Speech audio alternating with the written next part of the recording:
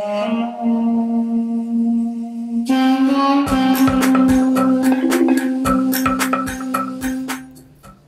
لله والصلاة والسلام على رسول الله وعلى آله وصحبه من والاه، أما بعد أوصيكم ونفسي بتقوى الله عز وجل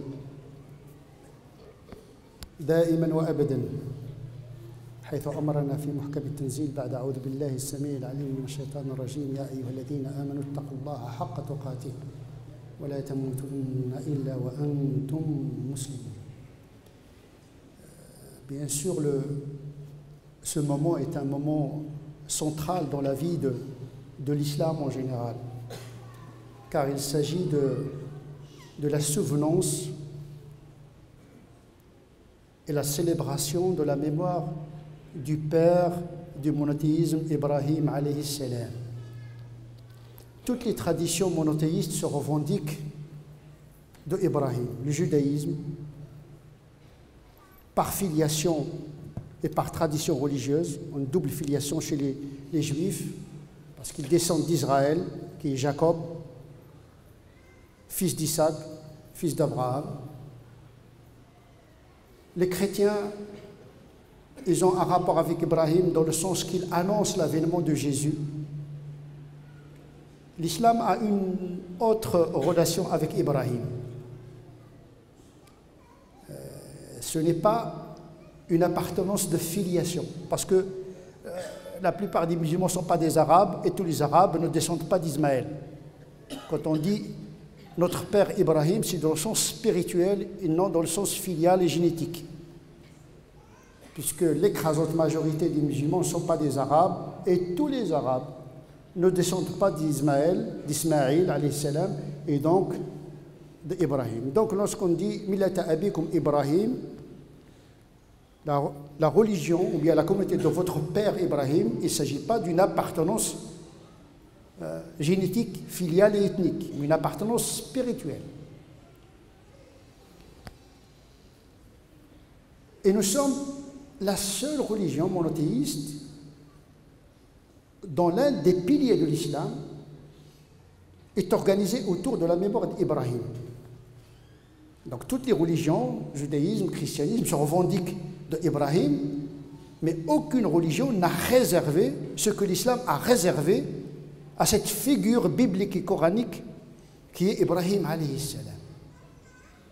Même les polythéistes se revendiquaient d'Ibrahim. Les polythéistes avant l'islam, les mushrikoun, كانوا يعتقدون أن إبراهيم من ملتهم. Ils pensaient que Ibrahim était un associationniste. Tout le monde se revendiquait de cette figure qui est en même temps une référence pour le monothéisme et pour le polythéisme en même temps. ما كان إبراهيم يهوديا ولا نصرانيا. Il n'était ni juif, ni chrétien, ni polythéiste, ولكن حنيفا مسلما. Il était quelqu'un qui s'incline. Le hanif, c'est celui qui sort de l'égarement, qui s'incline de l'égarement pour tendre vers l'absoluité du monothéisme. Musliman, l'homme qui s'en remet à Dieu avec confiance et intelligence. Parce qu'Ibrahim, il s'interrogeait tout le temps. Il cherchait Dieu tout le temps. Et puis il l'a trouvé. Et quand il l'a trouvé, il a posé les questions à Dieu pour le comprendre mieux. Il lui a posé la question: montre-moi comment tu ressuscites les morts. Donc même une fois croyant, il ne s'est pas arrêté de poser les questions pour connaître mieux Dieu. C'est quelqu'un qui est en permanence en quête de Dieu. Je vais vers Dieu, il va me guider. C'est une marche. Le pèlerinage est une marche vers Dieu. Lorsque le pèlerin organise ce voyage pour aller rencontrer Dieu dans un espace et dans un temps spirituel, il fait ce voyage d'Ibrahim. Je vais chercher Dieu. C'est une marche du corps, mais c'est une marche de l'esprit, du cœur, en quête de la rencontre de Dieu ici et maintenant.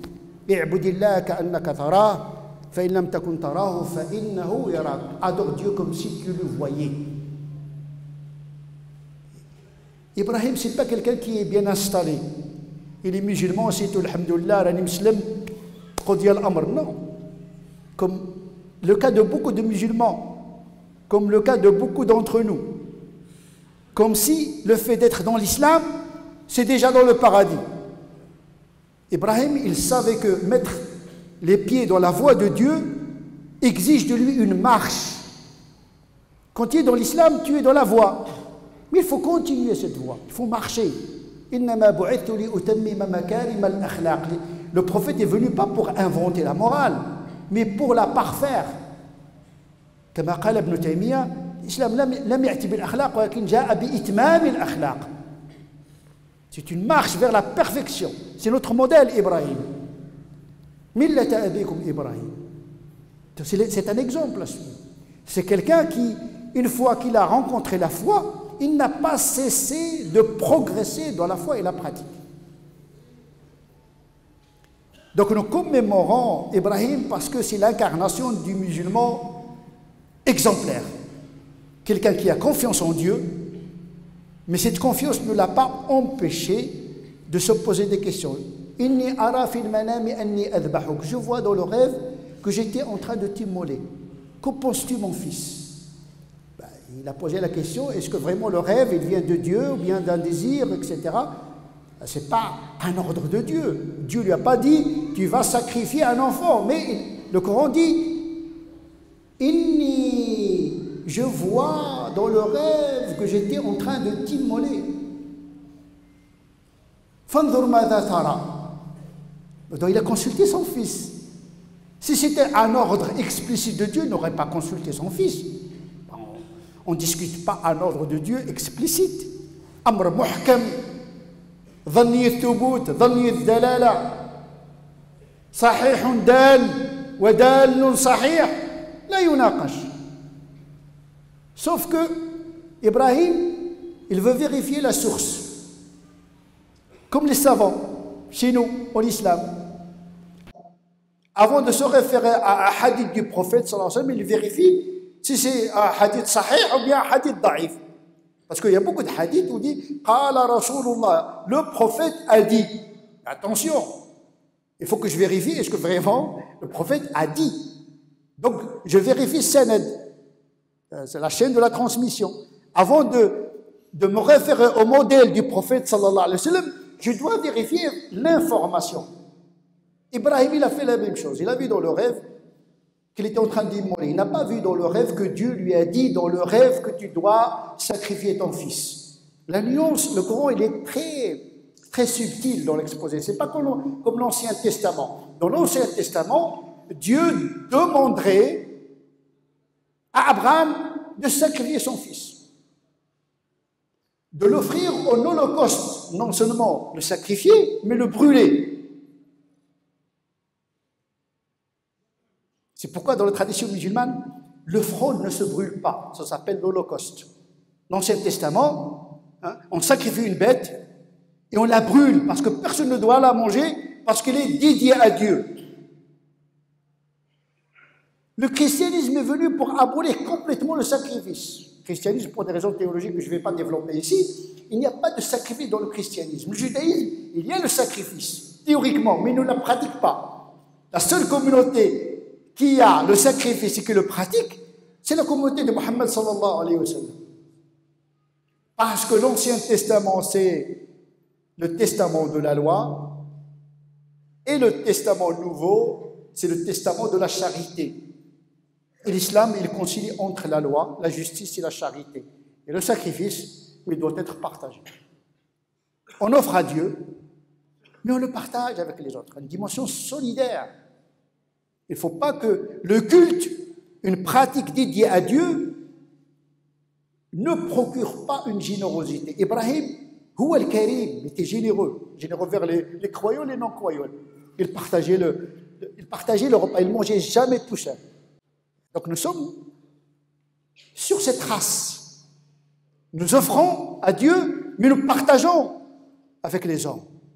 Qu'ils soient des croyants ou non. Parce que le sacrifice, il peut être donné, le tiers, il peut être offert, le tiers, il est donné aux pauvres et le tiers est gardé. Mais ce qu'on donne aux autres, qu'ils soient musulmans ou pas, l'essentiel c'est de partager comme Ibrahim, il donnait aux musulmans et aux non-musulmans en même temps. C'est une générosité gratuite. Al-Karim, celui qui est bon, qui est généreux, il ne fait pas de sélection. Il donne parce qu'il est de sa nature l'abondance, le don.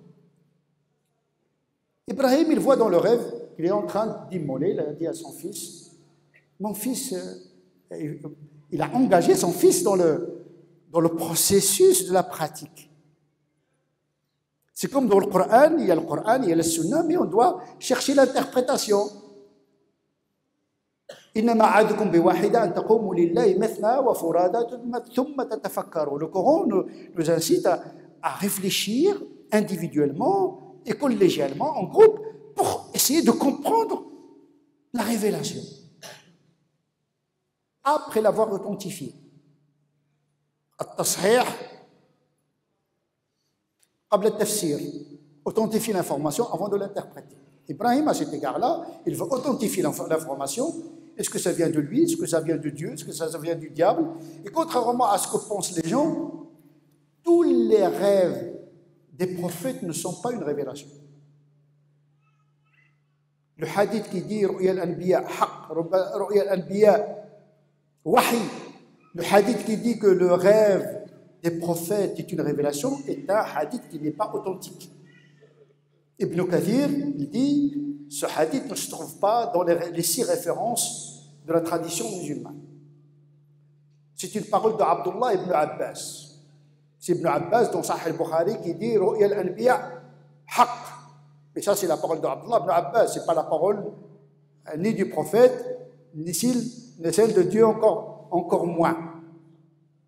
La preuve, si c'était un rêve qui vient de Dieu, il se serait exécuté. Si le rêve d'Ibrahim, qui est en train d'immoler son fils, était vrai, eh bien, si c'était un rêve prémonitoire, il l'aurait accompli. Sauf que c'est Dieu qui l'a démenti. Il dit, tu as cru en la vision. Il n'a pas dit, tu as cru en mon ordre. Tu as cru en ta vision. Moi, j'ai rien demandé. Dieu, dans le Coran, n'a pas demandé, contrairement à tout ce que disent les savants, les ulama, les imams, c'est une erreur de considérer que Dieu a demandé à son fils, à Ibrahim, d'égorger son fils. On ne peut pas tuer un enfant innocent. Dieu n'ordonne pas de sacrifier un innocent. C'est contradictoire avec des versets. Un enfant qui n'a fait aucun péché, c'est un enfant. Ce n'est pas quelqu'un qui a fait un péché, qui a commis un meurtre, etc. La loi de Dieu n'est pas absurde. C'est pourquoi Ibrahim il s'est posé une question. Il dit, je t'ai vu en train de t'immoler, qu'en penses-tu? Le fils, il était intelligent.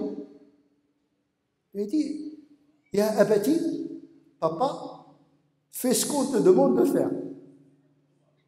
Il n'a pas dit, fais ce que Dieu t'a demandé de faire. Mabni il majhoul. Une voix passive. On ne sait pas qui est le sujet. Peut-être tu as fait une promesse à Dieu et que le rêve est venu pour te la rappeler, parce qu'à l'époque, on sacrifiait des enfants pour les dieux comme Abdul Muttalib, le grand-père de Mohammed sallallahu alayhi wa sallam. Il allait sacrifier Abdullah, le père du prophète, pour Dieu. C'était une pratique idolâtre. L'islam est venu pour l'abolir, pas pour la confirmer. Il ne va pas lui dire, voilà, fais comme les polythéistes, tu tues ton fils, et puis non, ne le fais pas. Sacrifie, ne sacrifie pas. Il y a des gens qui disent, Dieu a éprouvé Ibrahim, mais Dieu n'éprouve pas les croyants de manière absurde. Dieu n'est pas arbitraire. Inna Allah ya'muru bil adli wal ihsan. Dieu leur donne ce qui est juste et ce qui est bienfaisant. Et comme disait Ibn Qayyim al-Jawziyya, tout ce qui est injuste, tout ce qui est absurde, tout ce qui contredit la miséricorde, tout ce qui contredit la sagesse, ne participe pas de la charia, même si on l'a introduit dans la charia par une quelconque spéculation. On n'attribue pas à Dieu l'absurdité. C'est pour cette raison que Ibrahim, légitimement, il a posé la question à son fils, que penses-tu? Et le fils, il dit, If'al ma tu'mar, fais ce qu'on te demande de faire. Il n'a pas dit, fais ce qu'on t'a demandé de faire. La nuance du Coran, elle est très, lam yaqul lahu if'al ma umirt. Ma tu'mar, ça veut dire, fais ce qu'on te demandera de faire. افعل ما ستؤمر لأن الأمر لم يأتي بعد. L'ordre n'est pas encore venu. Laissons Dieu intervenir. Si ça vient de Dieu, il va s'exécuter. Si ça ne vient pas de lui, il va l'infirmer. C'est ce qui s'est passé. Ah, tu as cru dans la vision. On n'a pas dit tu as cru en moi. Le Coran est très subtil. Donc quand vous racontez cette histoire à vos enfants, il ne faut pas leur raconter que Ibrahim était un vrai croyant parce qu'il a voulu tuer son enfant pour Dieu.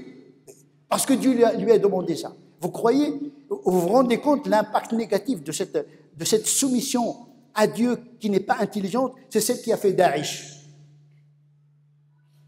Quelqu'un qui passe à l'action sans réfléchir, sans comprendre. Ibrahim, c'est un croyant qui fait confiance à Dieu, mais qui cherche à comprendre. Est-ce que c'est bien? Il s'interroge au moins. Et puis il laisse Dieu intervenir dans sa vie. Et donc, la fête du sacrifice, c'est célébrer une foi d'un modèle, Ibrahim, qui avait une confiance totale en Dieu, mais qui n'a pas liquidé son intelligence et sa raison. Dieu t'a donné la raison pour raisonner. C'est des gens qui réfléchissent. Dieu veut des croyants intelligents, il ne veut pas des croyants bêtes. Oh, Dieu, il m'a dit ça. Mais pourquoi Dieu t'a dit ça? Parce qu'Ibrahim, ce qui l'intéresse, ce n'est pas l'ordre en tant que tel, c'est l'intention de Dieu. C'est ce qu'on appelle le maqasid. Sharia, on appelle ça le maqasid, les finalités. Pourquoi? Les savants, ils cherchent toujours pourquoi Dieu, il a interdit ça, pourquoi Dieu, il a rendu ça obligatoire. Ça s'appelle le maqasid, les finalités, le hikmah, quelle est la sagesse, quelle est la raison de la loi. Parce que les savants musulmans, ils savent que Dieu n'ordonne pas quelque chose d'absurde qui heurte le sens et la raison. Faites attention lorsque vous fêtez le sacrifice d'Abraham. Ce n'est pas quelqu'un qui se soumet comme ça, aqtal, adrab, salli, kada, sans savoir pourquoi. C'est pour cette raison que les musulmans, après la mort du prophète sallallahu alayhi wa sallam, ils ont développé l'interprétation du texte. Ils ont essayé de comprendre le Coran. Il y a des gens qui disent le Coran, il est clair.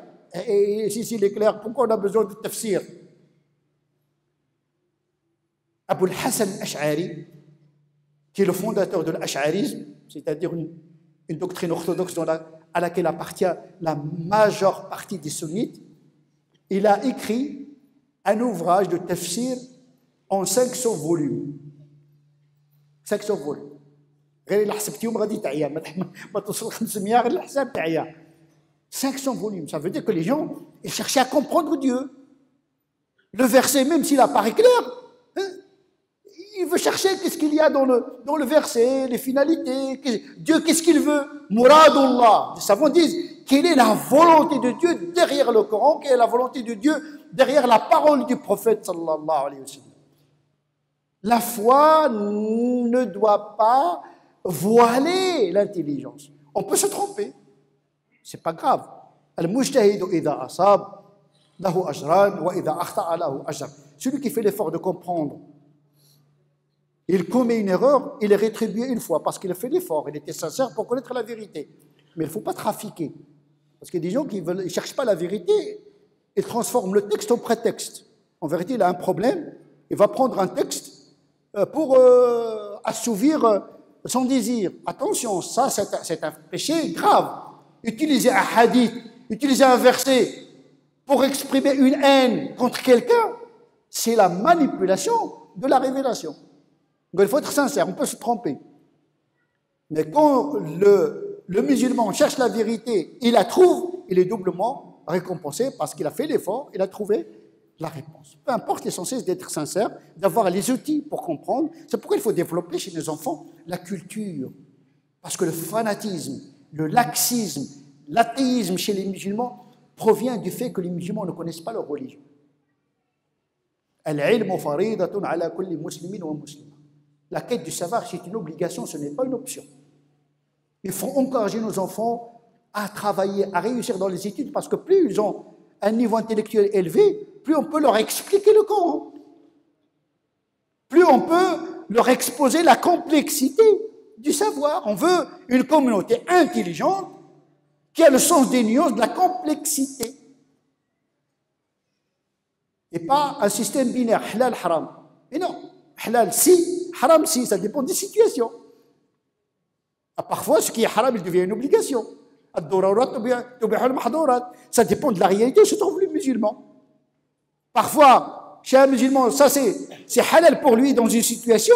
Dès que sa situation change, eh bien la norme change. Comme dit la règle shafi'ite. C'est-à-dire qu'il y a une plasticité de la charia qui se déplace en fonction des situations. Or, les situations ne cessent de changer. Donc, tu ne dois pas être installé. Ibrahim n'était pas installé. Il était en mouvement. C'est pourquoi tous les savants ont changé leur avis. L'imam Malik, on trouve dans les ouvrages de l'imam Malik 3 avis différents pour une seule question. Parce que son esprit est en mouvement. Il change d'avis. C'est bien de changer d'avis. Mais pas tout le temps non plus. Sinon, il n'y aura pas de stabilité dans la foi. Imam Ahmed ibn Hanbal, il a battu le record. Pour une question, vous avez 4 réponses différentes. Une fois, il interdit, une fois, il oblige, une fois. On a posé une question à l'oncle de Ibn Taymiyyah un jour, on lui a posé une question. Vous posez une question aujourd'hui religieuse à un musulman, il dit c'est halal, c'est haram. Ça s'arrête là. Il a répondu avec 60 réponses différentes. Si, alors, c'est comme l'algorithme, c'est informatique. Si tu es dans une situation, alors c'est bon. Si tu es dans une situation, ça c'est haram. Si tu es dans une situation, c'est recommandé. Si tu es dans... C'est ça, notre religion, il a bâti, bien sûr, l'ignorance, il a bâti une civilisation grâce à cette culture d'Ibrahim qui ne cessait de poser la question à Dieu. Arini kayfa tuhyi al-mawta. Il n'a pas dit, montre-moi si tu es capable de ressusciter. Parce qu'il croyait en Dieu. Son problème, ce n'est pas sur la capacité de Dieu et son pouvoir de ressusciter, mais il veut trouver, il veut savoir comment Dieu le ressuscite le mort. Alors, n'as-tu pas cru? Il a dit, Bela, c'est légitime de chercher pour avoir la sérénité. Quand ton fils il te pose une question sur la religion, il dit non, c'est comme ça. Il va aller chercher dans l'internet, il va trouver une réponse athée, etc.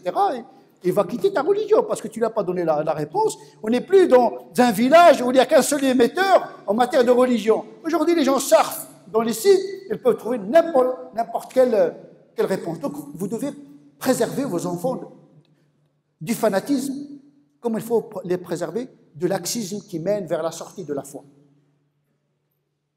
Ibrahim, il posait la question pour connaître. Ce qui est intéressant, c'est pas le... C'est intéressant, bien sûr, ce que dit le Coran sur Ibrahim. Il pose la question sur Dieu. Ce qui est intéressant aussi, c'est le commentaire du prophète, sallallahu alayhi wa sallam. Dans Sahih al-Bukhari, le prophète, il a dit, en commentant « Awalam tu'min » il a dit « Nahnu ahaqqu bi-shakki min Ibrahim » Nous sommes les plus à même à poser cette question. Si Ibrahim la pose, « Awwalul muslimin » le soumis par excellence, s'il pose la question pour savoir comment Dieu le ressuscite, que dire de nos autres musulmans? C'est ça, quand nous célébrons l'Aïd du sacrifice, c'est pas en courant derrière les moutons. Hein? Il dit alhamdoulilah ala millati Ibrahim. Et c'est même parce qu'il est Ibrahim, qui est sa religion, qu'il est sa théologie, etc. C'est un moment où nous devons parler de nos enfants sur ces notions de civilisation, de la culture, de la grande spiritualité. Ibrahim, il concentre tous ces éléments. نسأل الله عز وجل أن يجعلنا من الذين يستمعون القول فيتبعون أحسنه ولا ضالا إلا هديته ولا تائبا إلا قبلته ولا عزبا يريد الإحسان إلا حصنته ولا حاجة من حوائج الدنيا لك فيها رضا ولنا فيها صلاح إلا يسرتها. اللهم صل على سيدنا محمد وعلى آل سيدنا محمد كما صليت على سيدنا إبراهيم وعلى آل سيدنا إبراهيم وبارك على سيدنا محمد وعلى آل سيدنا محمد كما باركت على سيدنا إبراهيم وعلى آل سيدنا إبراهيم في العالمين إنك حميد مجيد. سبحان ربك رب العزة عما يصفون وسلام على المرسلين والحمد لله رب العالمين وتقبل الله منا ومنكم أجمعين.